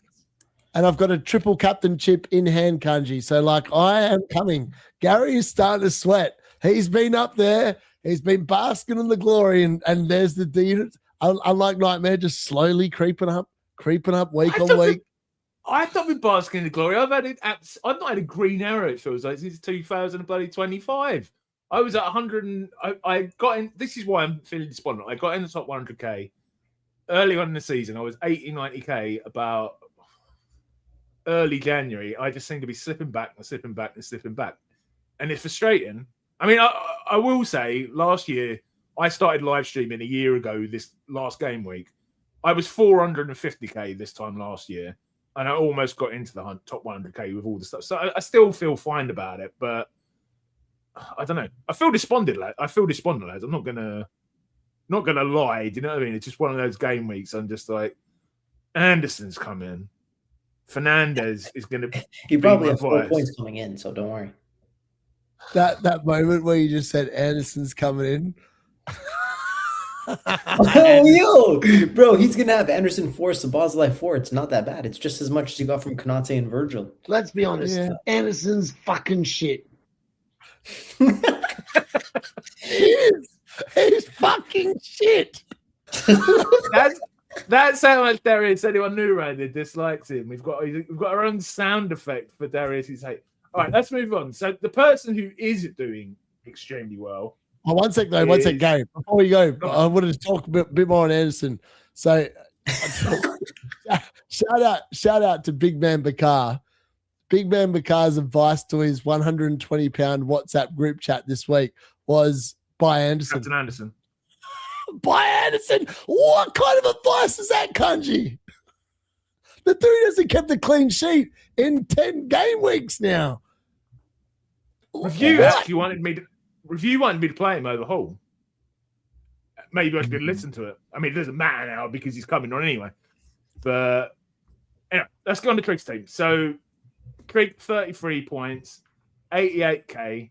He was up in the top 50k. He said to me earlier. Do keep an eye out, lads, if he's in the chat because he was earlier. So anyway, Trigger's got Dubravka 0 coming in. No, he chose to play Dubravka. Sanchez with 0. Gabriel still to play. Virgil 7. Anderson still to play. Dango 5. Fernandez, Wilson, Rice. Elliot Anderson still to play. Ekatike 15. Thiago 6. I do think he used all. I'm not sure if it's all 4 free transfers he had this week. But he's doing very well, isn't he, Kanji? Like, that's... Yeah, it's amazing. And you know what? His returns off the bench from Anderson are going to outscore Salah. And obviously Haaland means Fernandez is captain. Sorry, man. Yeah, so his captain will outscore my captain, and his sub will outscore Salah. It's just such a dumb game, this game. But great moves. Ekatike in for him. I think Virgil in as well. I could be wrong, but great moves for him. I think Trig probably felt a little bit cheeky. He's like, I'm going to bench Sanchez. He backs Arsenal to score, which makes sense. But now you know what happens, Trig. It's going to be 0-0. Sanchez is going to haul, right? He's gone back to Virgil because he sold Virgil before the 2 massive hauls to get Timber. And then Timber's obviously done shit. And he's gone back to Virgil, I think, this week. So it's worked out for him, to be fair. Darius, any thoughts on Trig's team here? He's got Wilson as well. I think Trig looked at my team and thought D-Unit knows what he's on about. And he started bringing in all my players. That's what I reckon Trig's doing. He bought in Wilson. I've had Wilson for yonks. He bought in Virgil. Well, obviously listened to me saying he was the best transfer in this week. Thanks that Trig. You still have Wilson. Yeah, but he's got the Andersons to come. So his points potential tomorrow is actually quite limited, really. Because he's got double They got 9 between them last game week. 9 for a 5.3 midfielder and a 4.5 or 4.6 defender. I think Spurs score a couple tomorrow. And I reckon Anderson, he's probably, in fairness, he probably gets 8 points from the 2 fuckers. But let's be fair, he probably does. They're just shit blokes. Like, they're just not good football. Well, no, sorry, I take that back. Joachim Anderson is not a good footballer. Elliot Anderson, fantastic footballer. It's just, unfortunately, his name is also called Anderson. That's half his problem in life. If he changed his name, he would not got the hate that I send his way. It's unfortunate the way, like, FPL is just evolved into, where, like, Elliot Anderson and Joachim Anderson are just elite picks in the game. It's just sad. But yeah. Joachim Anderson is not an elite pick. He is a shit pick. He's done for 9 game week. He's done nothing. Anyone that thinks that Joachim Anderson is an elite pick is an idiot and probably needs counselling by FPL Have a Beer, Gary up the top there. He needs to go and book a counselling session.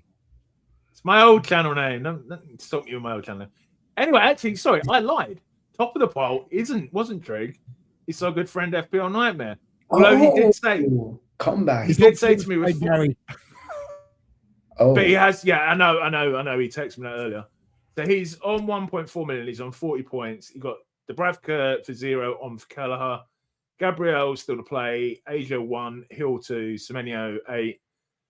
Fernandez is not his captain because he captained Salah. Great minds think alike, Kanji. Rodgers 2, Gordon 2, Thiago 6, Ekatike 15, and he's got João Pedro on the bench. Yeah, it's probably not going to look good for him at the end of the game, mate. I think there's going to be another shed rant coming, Darius. Oh, man. I think, I'm not going to lie. I know he had Ekatike bang, and I was like sitting there, I'm like going in my head, I'm like going, I wonder if, because he didn't take a hit, he just moved. Yeah, it's no. Do we know what his transfers were? I know you moved Palmer to Sure. Salah. Did you do anything else? I don't think so. Man, I mean, I wonder if he didn't do that move, if he would have captained Ekatike. If he captained Ekatike, how different would his week have been? Like, that's, I mean, the Brentford defense, man. I still can't believe that Aja should be on 0. He should be on 0. They should have conceded 4. So he's kind of lucky he got 1 point out of Aja, to be honest. Unreal. Yeah. So he didn't go to Van den Berg. I don't know if Van den Berg has DEFCONs or anything, but I know he got the assist because we saw that. Why did people go to Ayer over Van den Berg again? Like, was it because of minutes, or what was the reason?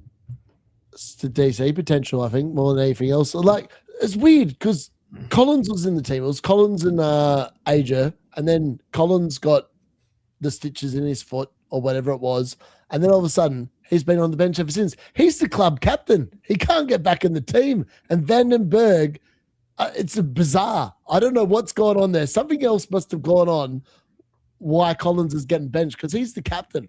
So he came away that goal last week, didn't he? Yeah.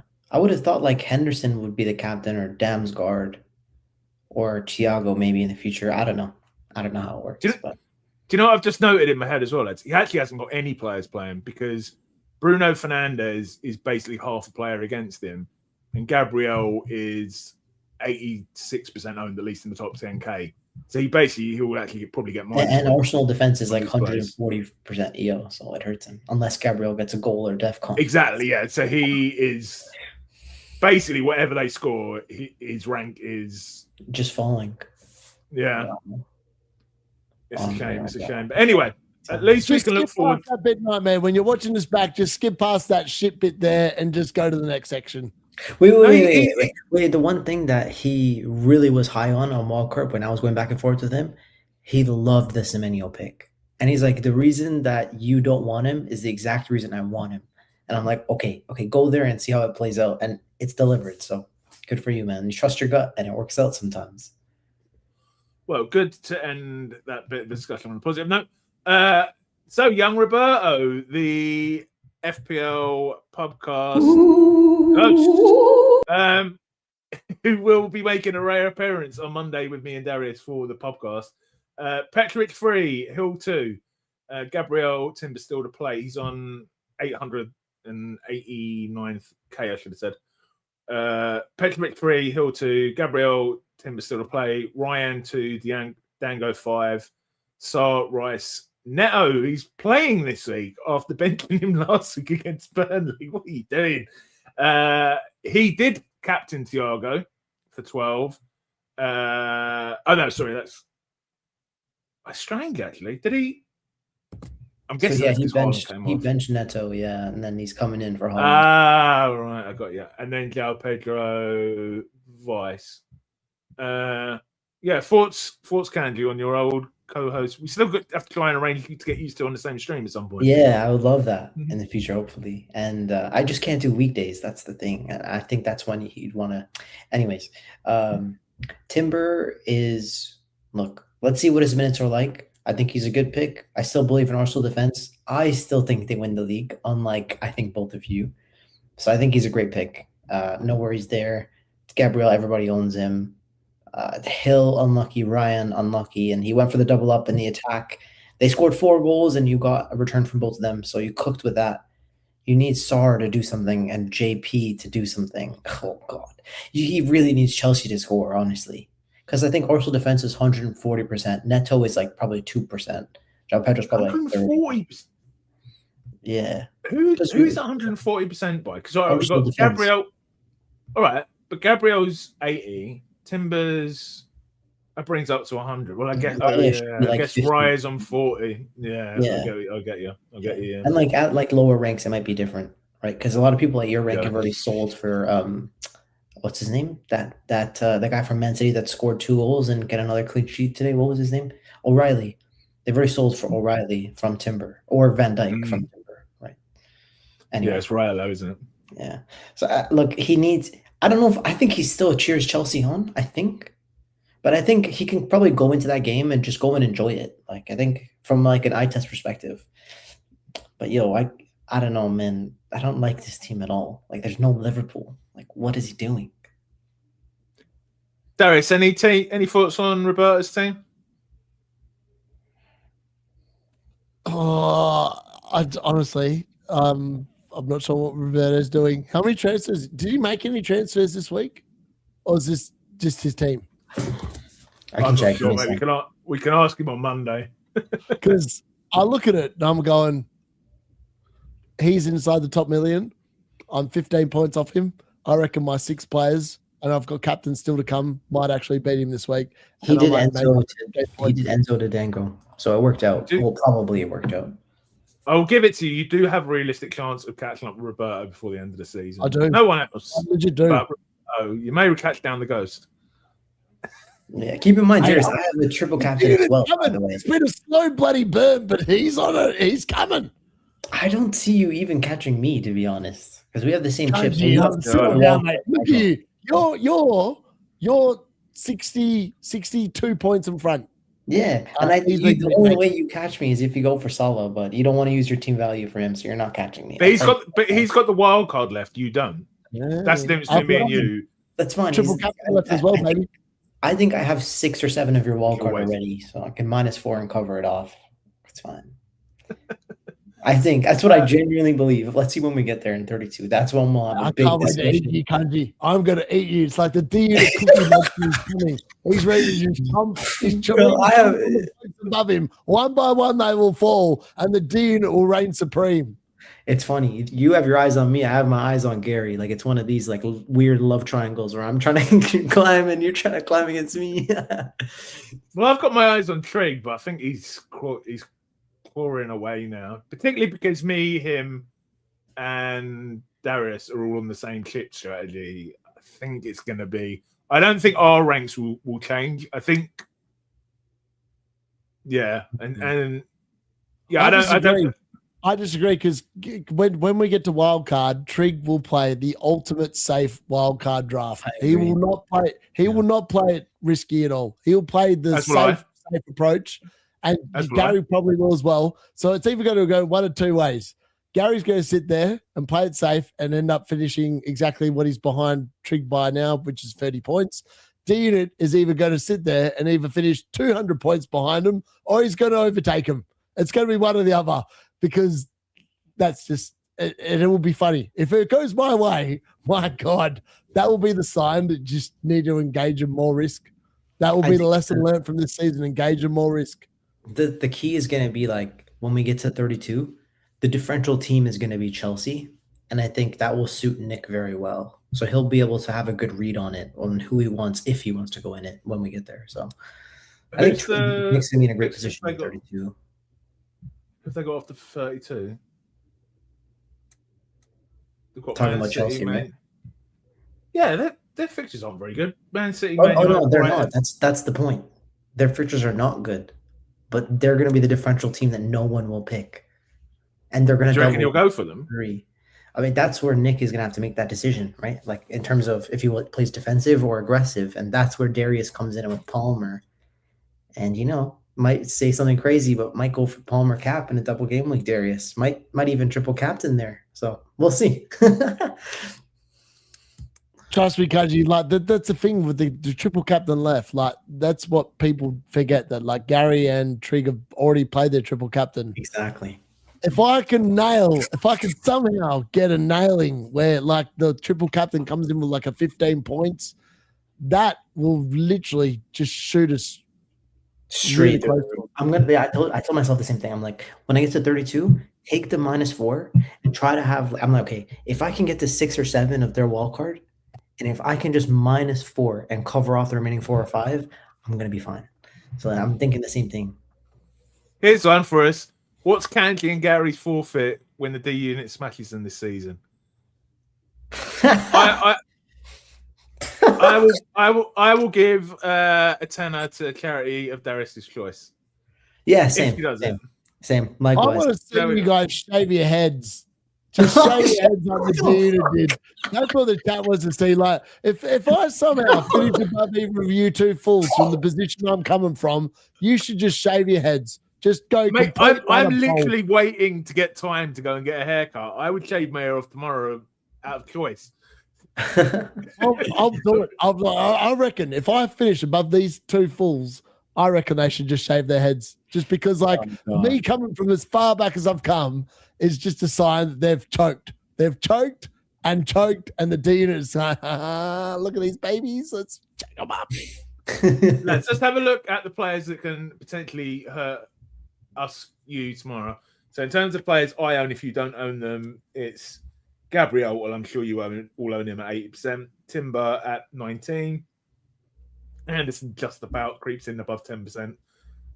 Rice 59%. This is top 10k rankings. Obviously, Bruno Fernandes, who's going to be, I think Kanji said, about 140% effective ownership. And then I'm still getting used to using this new version of live rank, which is much improved, but I'm still getting used to using it. It's weird. It's weird. It's just because I've been using it for so many years. Do you know what I mean? Right, that's not what we want. What do we want? We want effective ownership. So we've got they've already played. JP. I did like the section where it was not, it was separated between players that played and players who hadn't played. But anyway, João Pedro, 40%. Wilson, 40%. Raya, 35%. And Bournemouth, 33%. Palmer, 12%. It's not that big. Enzo, 11%. Yeah, that's it. I'm not going, but yeah, this JP, Wilson, Raya, and Bumo. I've got all the big ones, other than Raya. I've got all the big ones in my team, so I am on for a big one, hopefully. I'll be cheering alongside you, man. I really hope Arsenal concede. Yeah, and of course, all the games are tomorrow, and they will be finishing at 4:30. So we've got Brighton, Forest, Fulham, Spurs, and Man United, Crystal Palace at 2 p.m. And then Arsenal, Chelsea at 4:30. Are you planning to do a watch along, Darius? Man United are playing, baby, and we're here. We're going for third place in the league. Gary, lock it in. Aston Villa, they'll be in the rear vision mirror tomorrow night on 100%. And Bumo double, Bruno Fernandes, a couple of assists. That'd be quite nice. I'm here for it. I really hope that doesn't happen. Oh my God, the template. Can I ask you guys a question? Just like out of curiosity, we had the Fabrizio Romano tweeted the Champions League draw. I want to just give me an opinion on who you think is going to go through on every matchup. So we have PSG, Chelsea. What do you guys think?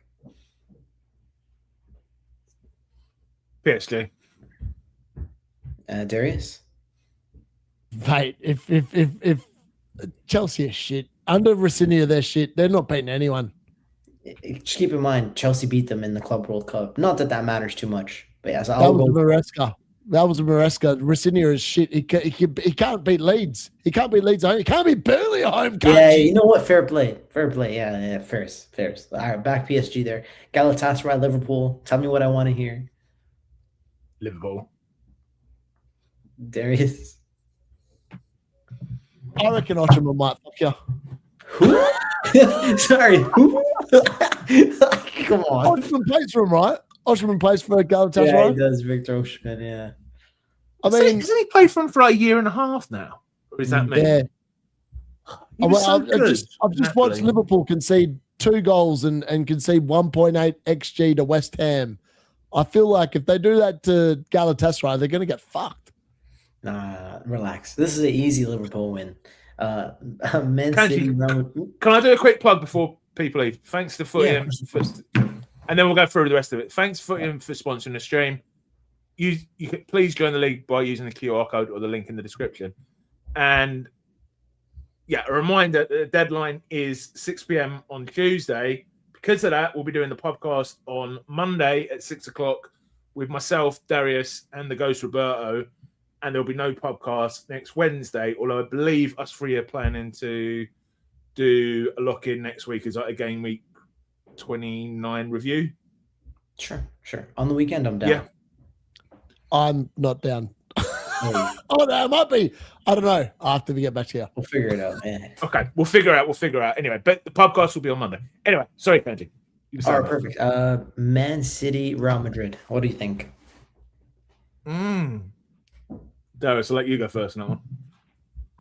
Man City enjoy a little bit of luck, I reckon. This is a hard game to call. It depends on whether Real Madrid's players are fit. Like, they've got so many injuries. Mbappe, Bellingham, there's a couple of others that are missing 100% that are injured, that are pivotal to their team. But if Haaland's... I feel like Haaland's fit. I reckon he just had a rest today, to be honest.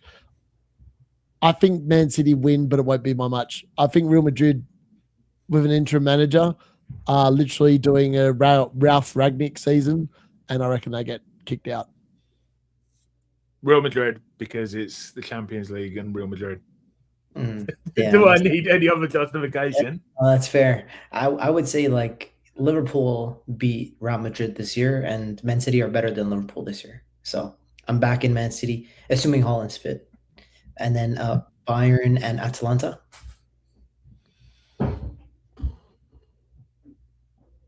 That's easy, Kanji. It's Bayern Munich all day long. They're going to wipe the floor of Atlanta. Bayern. Yeah, you think Bayern? So yeah, that was easy, right? Okay. Newcastle, Barca.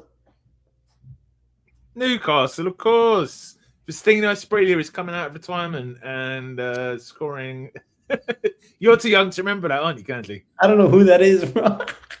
Faustino Asprilla, well, he was actually a terrible Newcastle player. He didn't really do much for us at all. Probably cost us the title in 95, 96. But what he did do was score a hat-trick against Barcelona in a home game, which basically makes him a St. legend. James's Park legend on himself. Yeah. You remember Asprilla, don't you, Darius? Yeah, this fixture, though, in terms of like Barcelona versus Newcastle, I reckon this is really 50-50. I reckon we get the good Newcastle in the Champions League, and we get the shit one in the Premier League. That's been the issue all season. And if you look historically, Newcastle do so much better in the UCL compared to the Premier League when they're in the UCL.